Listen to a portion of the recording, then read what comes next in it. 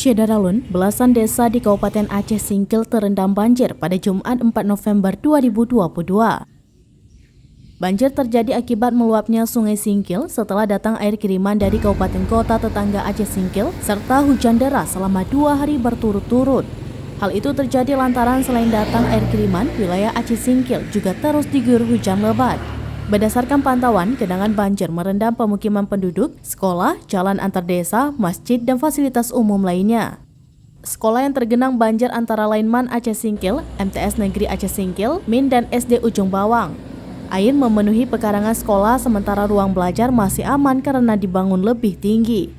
Sejauh ini belum ada pengungsi akibat banjir, lantaran rumah warga dibangun lebih tinggi sehingga banjir hanya sampai ke pekarangan. Berdasarkan data Badan Penanggulangan Bencana Daerah atau BPBD Aceh Singkil, setidaknya sudah belasan desa terendam banjir. Sementara itu hujan sepanjang hari terus mengguyur wilayah Aceh Singkil dengan intensitas sedang hingga lebat. Anak-anak Aceh Singkil saat banjir datang tidak kehilangan keceriaan. Mereka terlihat riang dengan memanfaatkan genangan banjir untuk bermain air. Dari Aceh Singkil, Dede Rosadi, Serambi On TV.